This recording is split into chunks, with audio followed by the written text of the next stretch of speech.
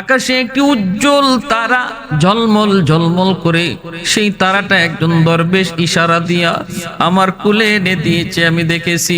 এই কথা বলতেই শাহপরান রহমতুল্লাহ আলাইহির বাবা বলতেছেন, বিবি গো, এমন একটা স্বপ্ন আজ রাত আমিও দেখেছি। স্বামী স্ত্রী দুজন একই স্বপ্ন দেখছেন। কেমন মা কেমন বাবা? বাবা বলতেছে, বিবি গো, আমি নিজে এমন দেখেছি, মনে হয় আল্লাহ পাক তোমাকে আমাকে কোনো আমানত দিবেন গো। আল্লাহ পাকের পক্ষ থেকে কোনো আমানত আমাদের কাছে আসবে। বিবি, সন্তান আল্লাহর দেওয়া আমানত, ভালো করে খেয়াল রাখবেন।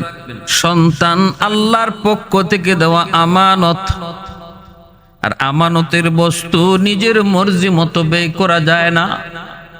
আমানতের বস্তু যিনি দিছেন সেই মালিকের মর্জি মতো ব্যয় করলে আমানতদারি রক্ষা হয়, আর নিজের মর্জি মতো চালাইলে আমানতে খেয়ানত হয়। নবীজি বলেন, আমানতে যে খেয়ানত করব মরণের সময় ঈমান সাথে যাবে না। এজন্য আমানত খেয়ানত, লা ঈমান লিমাল্লা আমানাত লা, ইযা যুয়্যাতিল আমানাতু ফান্তাজিরিস সাআ। আল্লাহ রাসূল বলেন, আমানতদারি যার নাই তার ঈমান নাই। তার মানে ধমকি, আমানতদারিতে যে বেশি খেয়ানত করব, ধারণা করা যায় মৌতের সময় ঈমান সাথে যাবে না। এজন্য সন্তান আল্লাহর পক্ষ থেকে দেওয়া আমানত। এই সন্তান যারা পাইছে, আল্লাহর মর্জি মতো সন্তানকে লালন পালন করতে হবে, তাহলে আমানতদারি রক্ষা হবে। আল্লাহর মর্জি মতো তারে লেখাপড়া করাইতে হবে, আল্লাহর মর্জি মতো তারে পোশাক আশাক করাইতে হবে, আল্লাহর মর্জি মতো তারে খাওয়া দাওয়া করাইতে হবে।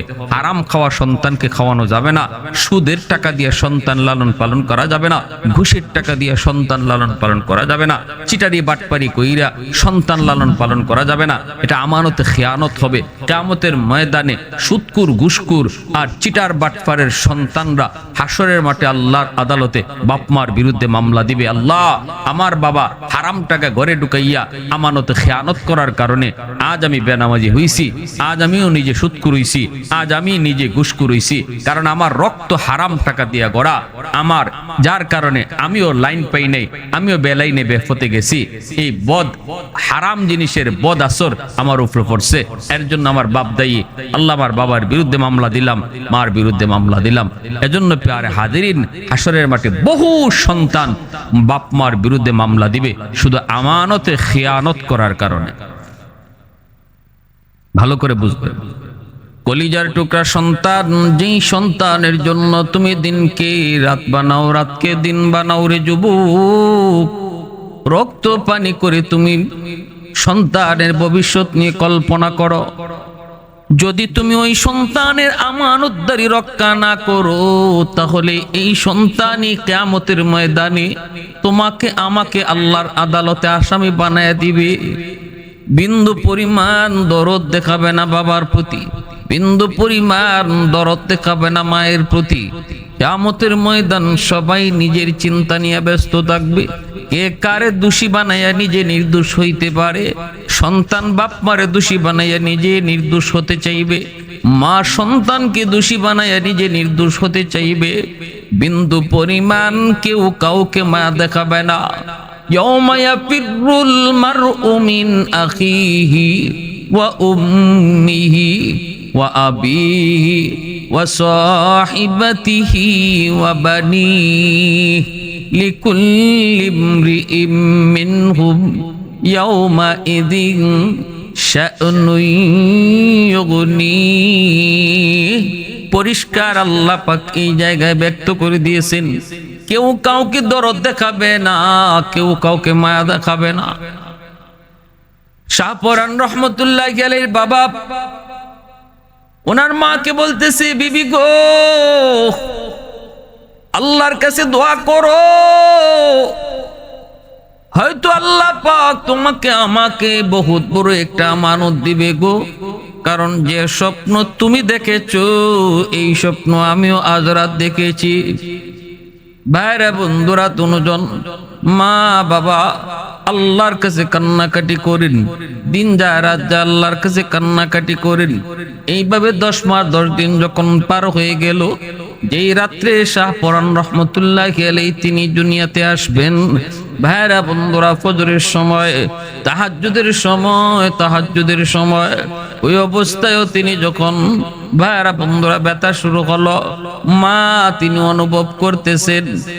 তখনও তিনি ঝাপসা চোখের সামনে দেখতে পেলেন ভূমিষ্ঠ হওয়ার আগ মুহূর্তে আকাশের একটা বহুত বড় চন্দ্র আলোকিত হইয়া ওনার ঘরের ভিতরে ঢুকে পড়ছে। এই দৃশ্যটা নিজের চোখে যখন তিনি দেখতে পেলেন, in the meantime Shahparan রহমতুল্লাহি আলাইহি তিনি দুনিয়াতে আগমন করেন। সুলতানুল আজকার উপস্থিত যারা ছিলেন তারা বলতেছেন, একজন দুইজন নয়, অসংখ্য নারীরা বলেন আমরা দেখেছি শাহপরান যখন দুনিয়াতে আসে তখনই তার মুখে জিকির ছিল, আমার আল্লাহ নামের জিকির ছিল। কারণ মা তো ছিলেন এমন মা, যেই মা সবচেয়ে বেশি জিকির করতেন। শাহপরান রহমতুল্লাহি আলাইহির আম্মা রাত দিন অল টাইম তিনি জিকির করতেন। ঘরের কাম তবুও মুখে জিকির, ঘরের কাম তো হাতে, কিন্তু মুখে ছিল আল্লাহ নামের জিকির। এজন্য সন্তান দুনিয়াতে আগমন করছে এমন হালতে সন্তানের মুখেও আল্লাহ নামের জিকির। বেমুরুব্বে কায়তোয়ান নদে তিফলে দানিশওয়ার সুদন, বেমুরব্বি কায়তোয়ান নদে তিফলে দানিশওয়ার সুদন, কাতরারা ইমকান বাশুদ বেসদফ গৌহর সুদন, রোজাহা বায়ত কশিদন ইন্তজারে বেশুমার, তাকে dur জৌফে সদফ বারা শওদ দুর্রে আদন, হফতা হবায়ত কে তায়ক মুশতে পুশ আজ পুশতে মেশ, শাহেদেরা হুল্লা গরদদ ইয়া শহীদেরা কাফন, মাহো হাবায়ত কে তায়ক নুতফাই আজ পুশতে রেহেম, সফদরে খিজত বো ময়দা ইয়া আরুস अंजुमन, দৌর হাবায়ত কে তায়ক মর্দ সাহেব দিল শওয়াদ, বায়াজিদ अंदर खुरासा या उवैस अंदर करन। अल्लाहु अकबर। मुअज़्ज़ज़ हाज़िरीन, শাহজালাল শাহপরান মামা ভাগনা, শাহজালাল রহমতুল্লাহি আলাইহি মামা, শাহপরান রহমতুল্লাহি আলাইহি ভাগনা। শাহপরান রহমতুল্লাহি আলাইহির মা তৎকালীন সময়ের বহুত বড় আল্লাহ ওয়ালি নেককার দিনদার মহিলা ছিলেন। শাহজালাল রহমতুল্লাহি আলাইহি ইনিও নেককার দিনদার। এই দুই ভাই বোনের ভিতরে আমলের প্রতিযোগিতা হইতো। শাহপরান রহমতুল্লাহি আলাইহির মা আর শাহজালাল রহমতুল্লাহি আলাইহি তারা তো দুইজন আপন ভাই বোন, তাদের মধ্যে আমলের প্রতিযোগিতা হইতো, প্রতিযোগিতা। সুবহানাল্লাহ। আমরা প্রতিযোগিতা করি দুনিয়া লইয়া, আমাদের প্রতিযোগিতা হয় দুনিয়া লইয়া, গাড়ি লইয়া, বাড়ি লইয়া, কিন্তু আল্লাহ ওয়ালাদের মাঝে প্রতিযোগিতা হইতো আমলের প্রতিযোগিতা। ভাই বোনের মধ্যে প্রতিযোগিতা হইছে কে কয় রাকাত বেশি নফল নামাজ পড়তে পারে, কে কয় পারা কোরআন তেলাওয়াত করতে পারে। সেই প্রতিযোগিতা হইছে তাদের ভাই বোনের মধ্যে। আর জগৎ বিখ্যাত আল্লাহর ওলি হয়ে গেছে। দুনিয়া তাদেরকে চিনে, দুনিয়া তাদেরকে সম্মান করে। আহা মুসলমান, আর আমাদের হালত কোথায়? বাইরে বন্ধুরা জন্য বলতেছিলাম, দুনিয়াতে আগমন করলেন, বাবার পাশে বসা, বয়স 6 বছর। তখনকার সময় একটি ঘটনা, একজন লোক দৌড়ে এসে বলতেছে শাহপরান রহমতুল্লাহি আলাইহির আব্বাকে, হুজুর আমার একটা মাত্র ছেলেটা হারিয়ে গেছে, ছেলেটা পাই না, একটা মাত্রই ছেলে, মা পাগল পাগল, কিছুই খায় না, ছেলেকে হারায় মা একদম পাগলের মতো। একটু দোয়া করেন, একটু দোয়া করেন ছেলেটাকে যেন আল্লাহ ফিরিয়ে দেয়। শাহপরান রহমতুল্লাহ গেলের বয়স তখন 5 থেকে 6 বৎসর। জীবনের ভিতরে এসেছে। তিনি ওই সময় ওই লোকটারে বলতেছেন, যান আপনি বাড়িতে যান, যা সন্তানের জন্য খাবার রেডি করেন।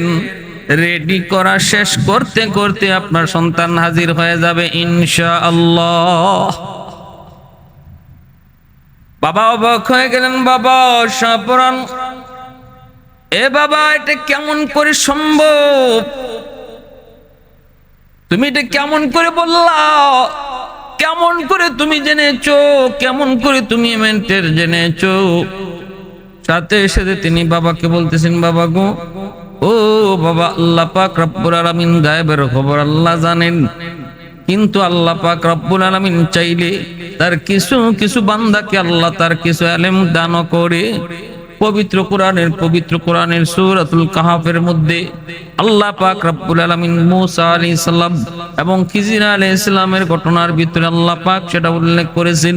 আল্লাহ পাক সেটা বলেছেন, মূসা আলাইহিস সালাম বলেছেন, মালিক, ও মালিক, এই জমানায় আমার চেয়েও বড় জ্ঞানী কেউ আছে নাকি? আল্লাহ বললেন, মূসা রে, তা সফরে বের হও, তোমার চেয়েও জ্ঞানী তুমি পেয়ে যাইবা। মূসা আলাইহিস সালাম কিন্তু সফরে বের হয়েছেন, পেয়ে গেছেন তিনি কে? হযরত খিজির আলাইহিস সালাম। ওই খিজির আলাইহিস সালামের সঙ্গে সাক্ষাৎ হওয়ার পর তিনি দেখেছেন মূসা নবী যা জানেন না, খিজির আলাইহিস সালাম তা জানেন। তাও সেটা কেমন জ্ঞান? কয় আল্লাহর জ্ঞান। কেমন জ্ঞান? কয় গায়েবের জ্ঞান। কেমনে সেটা পারলেন? কয় আল্লাহ জানাইছেন। আল্লাহ জানাইলে সেটা আর গায়েব জানা হয় না। আল্লাহ না জানাইলেও যদি কেউ অদেখা খবর, অজানা খবর কইতে পারে, এর নাম হয় গায়েব জানা। নিজের থেকে কেউ যদি অজানা অদেখা কথা, অজানা অদেখা খবর কইতে পারে, তারে কয় গায়েব জানা। তারে কয় গায়েব জানা। এর দ্বারা আল্লাহর সাথে শরীক হয়। কিন্তু যদি আল্লাহ নিজে কাউকে গায়েবের খবর জানায়, তখন আর সেটা নিজে থেকে গায়েব জানা হয় না, তারে আলিমুল গায়েব বলা যায় না। ভাইরা বন্ধুরা, আমার নবী, রহমতের নবীকে আল্লাহ পাক মাঝে মাঝে গায়েবের কথা আল্লাহ জানাইছেন। এজন্য নবীকে আলিমুল গায়েব বলা যাবে না, কারণ নবী নিজের থেকে জানেন নাই, আল্লাহ জানাইছেন। আর আল্লাহ যে গায়েবের খবর কয়, এটা আল্লাহরে কেউ জানায় না, আল্লাহ নিজের থেকেই জানে। এজন্য আল্লাহর জানা আর নবীর জানা সমান হতে পারে না। খিজির আলাইহিস সালামকে আল্লাহ পাক কিছু জ্ঞান দিয়েছেন। শাহপরান রহমতুল্লাহ আলাইহির বয়স মাত্র 6 বছর। বাবাকে ডাক দিয়ে বলতেছেন, বাবা গো, খিজির আলাইহিস সালামকে আল্লাহ পাক রব্বুল আলামিন অতিরিক্ত কিছু জ্ঞান আল্লাহ পাকের কাছ থেকে কিছু জ্ঞান দিয়েছেন। এই কথা ইঙ্গিত করে তিনি বুঝাইয়া দিয়েছেন, আল্লাহ তারেও এমন কিছু জ্ঞান আল্লাহ নিজের থেকে দিয়েছেন। বাবা বুঝে গেছে, আমার শাহপরান, আমার সন্তানকে আল্লাহ পাক কিছু মারিফতি জ্ঞান, আল্লাহর দেওয়া জ্ঞান, যেটা কি ইলমে লাদুনি বলে আল্লাহ দিছে। 6 বছর বয়সে এই দৃশ্যটা, এই অবস্থাটা বাবা টের পেয়েছেন। সন্ধ্যার আগেই ওই হারানো ছেলে বাবা মা যে খাবার সামনে প্রস্তুত রেখেছে, সন্ধ্যার আগে সেই খাবার খেয়েছে। ছেলে ফিরে এসেছে, প্রচার হয়ে গেছে। শাহপরান রহমতুল্লাহ আলাইহি ছোট কালী সেগুলো 10 বছর বয়সে বাবা জিহাদের ময়দানে গিয়ে শহীদ হয়ে গেলেন। 10 বছর বয়সে আল্লাহর ওলি শাহপরান রহমতুল্লাহ আলাইহি বাবা হারাইলেন। মা কান্নাকাটি করে মাকে বলতেছে, মা গো, কেন কাঁদো? মা কই, বাজান, আমি তো আনমনা হয়ে আছি, তোমার চিন্তা করে রে বাজান। কোথায় তোমাকে লেখাপড়া করাবো, কেমনে তোমাকে লালন পালন করব? আমি একজন নারী, দুর্বল, কোথায় তোমারে নিব, কোথায় কি পড়াবো, এই চিন্তা করে মায় কান্না করি।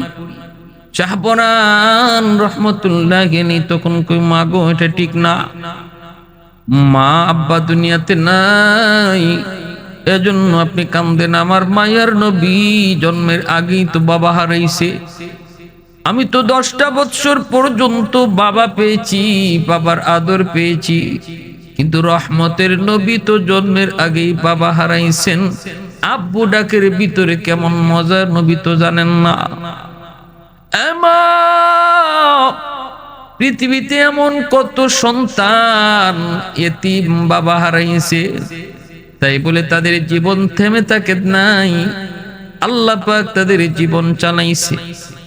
আল্লাহ পাক মানুষকে চালানেওয়ালা।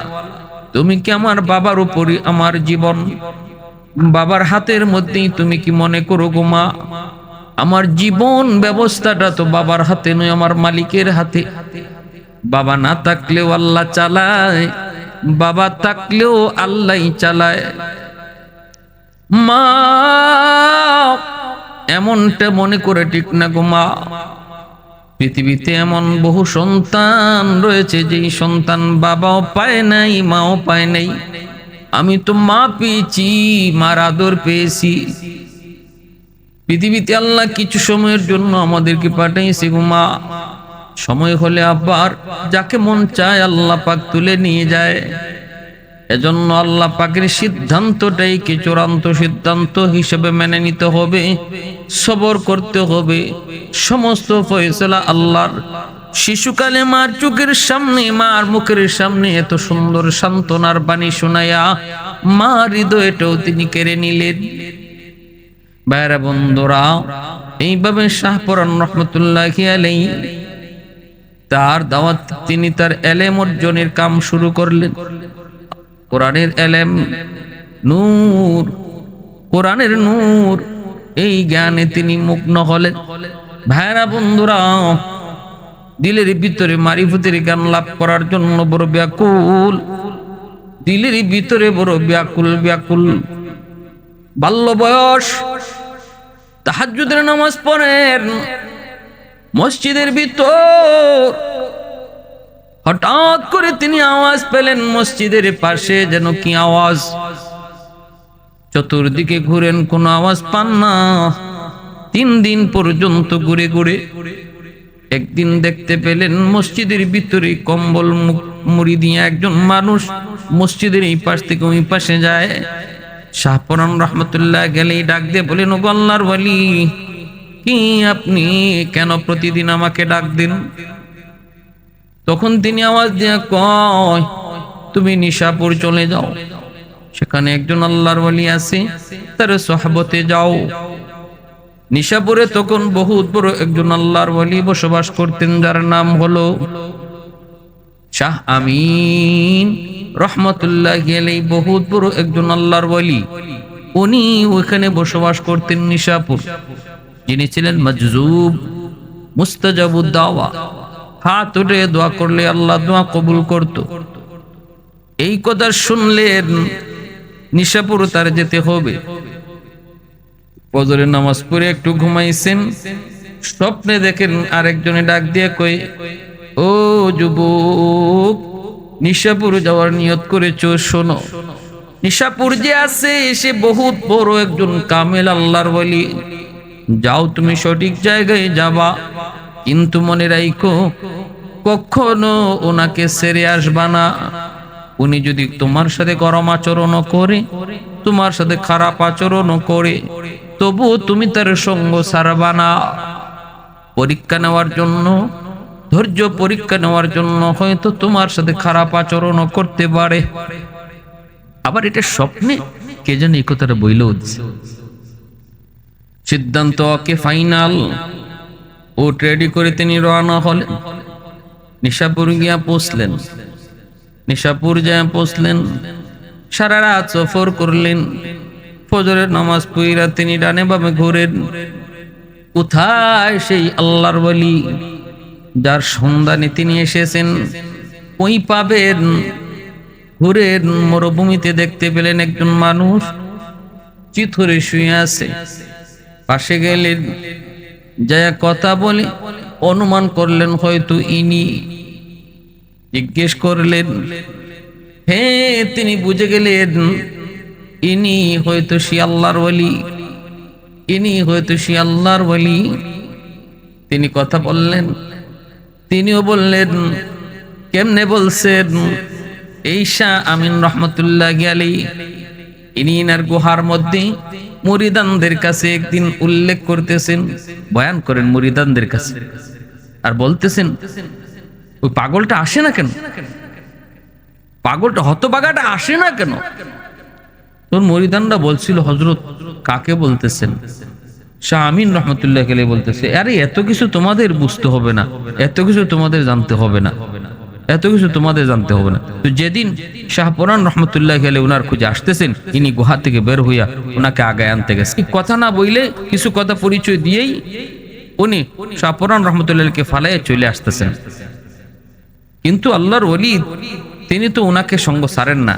পিছনে তাকে যখন দেখছেন যে শাহপুরান পিছনে আসতেছে, পাশে যাইয়া এমন জোরে একটা ঘুষি মারছেন, একটা ঘুষি দিতেই উনি মাটিতে চিত হয়ে পড়ে গেছেন। কিন্তু শাহপুরান রহমতুল্লাহি আলাইহি বিন্দু পরিমাণ তিনি গুসা করেন নাই, রাগ করেন নাই। মাটি থেকে উইটা আবারও মুর্শিদের পিছনে পিছনে হাঁটতে লাগলেন। শাহ আমিন রহমতুল্লাহি আলাইহি তিনি আবার পিছনে তাকায় দেখেন যুবক ওনার পিছ ছাড়ে না। আবার গুসা করে কাছে এসে এমন জোরে লাথি মারলেন, প্রায় 3 হাত 4 হাত দূরে লাথি মাইরা ফালাইয়া দিছেন। এত জোরে লাথি, এত জোরে আঘাত, শাহপুরান রহমতুল্লাহি আলাইহি মাটিতে পড়ে এমন ব্যথা পাইছেন, উঠতে পারেন না। তখন শাহ আমিন রহমতুল্লাহি আলাইহি যাই আস্তে করে আবার মায়া করে টান দিয়ে বুকে জড়ায় নিছেন, তুলাবালি করে আদর করে পুষতেছেন। আর হাতের মধ্যে একটা পানির জগ ছিল, পানিটা পান করাইছেন। ব্যথা শরীর থেকে চলে গেল, মায়া করে গুহার ভিতরে ঢুকাইছেন। দেখেন অনেকগুলি মানুষ, এখানেই হলো ওনার কামরা, খাস কামরা। ওখানে যাওয়ার পর শাহপুরান রহমতুল্লাহি আলাইহি তিনি বুঝতে পারলেন এতক্ষণ পর্যন্ত যেই মানুষটা তার সাথে কঠিন আচরণ করেছে সে মূলত কঠিন আচরণের লোক নয়, বড় নরম নরম দিলের লোক। তাহলে কঠিন আচরণটা হয়েছে তাকে পরীক্ষা করার জন্য। আর কাছে আইনা চোখের মধ্যে আঙ্গুলটা টিপ দিয়ে এভাবে ধরলেন, চোখটা মুছলেন। শাহপুরান রহমতুল্লাহি আলাইহি দুটা চোখ এইভাবে আঙ্গুল দিয়া বন্ধ কইরা পিঠের মধ্যে এইভাবে 7টা আঘাত করলেন, ঘুষি দিলেন। 7টা ঘুষি দিলেন। প্রতিটা পিঠের মধ্যে আঘাতের দ্বারা প্রতি আঘাতে আঘাতে এক একটা আসমান ইনি দেখতেছেন। তৃতীয় পিঠের আঘাতে দ্বিতীয় আসমান দেখেন, তৃতীয় পিঠের আঘাতে তৃতীয় আসমান দেখেন। এইভাবে 7টা আসমান পর্যন্ত তিনি দেখছেন। পিঠে 7টা আঘাত করেন, 7 আসমান তিনি দেখেন। এত বড় মারিফতের জ্ঞান শাহ আমিন রহমতুল্লাহি আলাইহি শাহপুরান রহমতুল্লাহি আলাইহি কে দিছেন। এমনি এমনি এত বড় ওলি হইছেন, এমনি এমনি। তখনই বলতেছেন, বাবা আর আমার কাছে তোমার থাকতে হবে না, তোমার কারামত, তোমার বুজুর্গি আমার যদ্দুর দায়িত্ব ছিল যদ্দুর আমি দায়িত্ব আদায় করছি, এখন তুমি যে কওমের খেদমত করো। তিনি বলছিলেন, হযরত আমি আরো কিছু সময় আপনার কাছে থাকতে চাই। ইনি বলেন, না, নট অ্যালাউ, তুমি এখন তোমার দায়িত্বে চলে যাও। শাহপুরান রহমতুল্লাহি আলাইহি উনি অন্যত্রই নিশাপুর এক জায়গায় তিনি আবার আরেকটা খানকা করছেন। ওই অবস্থায় তিনি সব সংবাদ পেলেন মামা হিন্দুস্তান যাবেন। শাহজালাল রহমতুল্লাহি আলাইহি তিনি মামার লোক ধরলেন। তখন মামা বাগনা দুজন হিন্দুস্তানে আসলেন। খাজা নিজামুদ্দিন আউলিয়া রহমতুল্লাহি আলাইহি উনি মামা বাগনা দুজনকে ওনার এই আজমির শরীফে দাওয়াত করলেন। এখানে ওরা 3 দিন থাকলেন। তারপরে যখন সিলেটের দিকে রওনা দিবেন, এক জোড়া কবুতর দিয়ে দিছিলেন নিজামুদ্দিন আউলিয়া। ওই এক জোড়া কবুতর শাহজালাল রহমতুল্লাহি আলাইহি সিলেটে নিয়ে আসেন। রাজা গোর গোবিন্দ বাধা দিতে চেয়েছিল, সুরমা নদীর নৌকা সব সরাইয়া যায় নামাজে বৈশা মামা ভাগনা সহ 313 জন সুরমা নদী পার হয়ে আসছেন। গোর গোবিন্দের প্রাসাদ ধসে পড়ছে কেমনে? শাহজালাল মুজরদি আমনি কইছে, কে দিবা আজান? ভাগনা দাঁড়ায় গেছেন। সে তো জানতেন ভাগনা না। ইতিহাস এতক্ষণ আপনাদের সামনে যা বললাম, ওনার জীবনী যা বললাম, এত বড় বুজুর্গ, এত বড় বলি, এত বড় বলি। মাও ছিলেন অলি, মাও ছিলেন বড় দিনদার, মাও ছিলেন সুলতানুল আজকার। সেই মার গর্বের সন্তান আজান দিলেন, আজানের আওয়াজে গৌর গোবিন্দের প্রাসাদ ধসে পড়লো। এই যে একটা কবুতরের জোড়া আনছিলেন, ওই কবুতরটা তিনি পালতেন শাহজালাল রহমতুল্লাহি আলাইহি। আর কবুতর বাড়তে বাড়তে অনেক বাড়তে লাগলো, কিন্তু শাহপুরান রহমতুল্লাহি আলাইহির কাছে এই জিনিসটা ভালো লাগতো না। মামায় কবুতর ফালে আর বাগনায় কবুতর খায়। এই অবস্থার ভিতরে যখন বাগনার কাছে খবর চলে আসলো, মামার কাছে খবর চলে আসলো, আপনার কবুতর তো কম কম লাগে, ঘটনা কি? কয় শাহপরানে খাইলায়। মামায় তখন কইতেছে বাগনারে ডাইকে নিয়ে আসো। একজনে যায় কয় আপনারে মামায় ডাকে। বুঝে গেছেন কেন? কয় কবুতর কম। শাহপরান রহমতুল্লাহি আলাইহি কই মামা গো আপনি কি চান? কয় কবুতর কম কেন, কি করছো? কয় মামা খাইছি। কই আমার কবুতর দেও লাগবো নি? বলে হ। প্রতিটা কবুতরের পাক তিনি এক জায়গায় রাইখে দিছিলেন। ওই পাকগুলো একত্র কইরা তিনি উড়া আকাশে উড়ায় বাতাসে উড়ায় বলতেছেন, যাও তোমরা আগের মতো কবুতর হইয়া মামার কাছে চলে যাও। সেই কবুতরগুলি আবার আগের মতো কবুতর হইয়া শাহজালাল রহমতুল্লাহি আলাইহির কাছে উড়াল দিয়ে চলে আসছে। দৃশ্যগুলা সবাই দেখছে, কিন্তু শাহজালাল মুজররদি মনে কয়ে বাগনা কামটা ঠিক করছো না, সব সময় কেরামতি দেখানি ঠিক না, তোমার এই পাওয়ারটা এদের সামনে দেখানো ঠিক না। অনেক সময় জাগা মতো কেরামত না দেখাইলে কেরামতরে কেউ কই বইটা জাদু। যেমন মুসা নবীর কারাম মুজেজাকে ফেরাউন দেখিয়া কইছিল জাদু। অতএব সব সময় জাগা বুঝা কেরামত দেখাইও। বাগনা তুমি খাদিমনগর চলে যাও, ওখানে যে তুমি খানকা করো, ওখানে মানুষকে তুমি হেদায়েত করো। খাদিমনগরের হিন্দুরা ছিল অনেক বিয়ারা, এরা আল্লাহ চিনত না, খালিক মালিক চিনত না। এখানে আইসা শাহপুরান রহমতুল্লাহি আলাইহি তিনি খানকা বানাইলেন। আজও সিলেটের খাদিমনগরে শাহপুরান রহমতুল্লাহি আলাইহি শুয়ে আছেন। এই এলাকার মানুষের ভিতরে তিনি দাওয়াতের কাম করলেন। দাওয়াতের কাম খাদিমনগর থেকে ওনার শুরু হলো। ভাইরা বন্ধুরা, এত বড় বুজুর্গ এখানে তিনি দাওয়াতের কাম করলেন, এখানে শুয়ে থাকলেন। পৃথিবীর বিভিন্ন দেশান্তর থেকে শাহজালাল শাহপুরান মানুষ দেখতে আয়। ভাইরা বন্ধুরা, একটু গরম গরম, এরিয়াটাও গরম, ইনিও ছিলেন গরমী তবিয়তের। একবার আইছে কিছু ফটো সাংবাদিক, ফটো তোলার লাগিয়ে আইছে এরা, কিন্তু দিলের ভিতরে ইমান নাই। আমরাও কিছুদিন আগে বাগেরহাট গেছিলাম, প্রোগ্রাম কইরা আমরা দেখছি, ওইখানেও মাজারে দেখছি, খান জাহান আলী মাজারে অমুসলিমরাও তারা দেখতে যায়, যে তারা ছবি তুলে, এই তুলে সেই তুলে, পর্দা নাই ফুসিদা নাই। শাহপুরানও ঢুকছে এমন কিছু ফটোগ্রাফার, জুতা খুললা যাওয়ান লাগে আল্লাহর ওলির মাজারে, কিন্তু মেইন ফটো যে তুলব, তাদের যে লিডার, তাদের যে নেতা, সে জুতা না খুললেই ঢুকতে চাইছে। খাদিমে কইছে জনাব জুতা খুললে ঢুকেন, এটা আল্লাহর ওলির মাজার। ভাই আগে কইলাই না কে? আগে কইলে তো ফাউড তুই আইতাম। এমন একটা নেগলেক্ট কইরা কথা কইছে। সে এই বিয়াদবিটা মূলত খাদিমের সাথে করছে না, করছে শাহপুরান রহমতুল্লাহি আলাইহির সাথে। যাবার সময় যেই গাড়ি দেয়া যায় রে যুবক, একটা খানচা এরকম ভাবে একদম ওই রকম একটা টমটমের মধ্যে, সিএনজির মধ্যে তারা বইসা মেইন রোডে গিয়ে উঠবো, ফাউটা তার বাইরে রইছে। এই অবস্থায় হঠাৎ করে মেইন রোডে উঠবো, আর বিশাল একটা ট্রাকে এসে এমন ভাবে বাড়ি দিছে, বাচ্চাটি কই কিন্তু ফাও নাই, ফাওর সাথে সাথে অ্যাক্সিডেন্টে শেষ। ওই যে কইছিল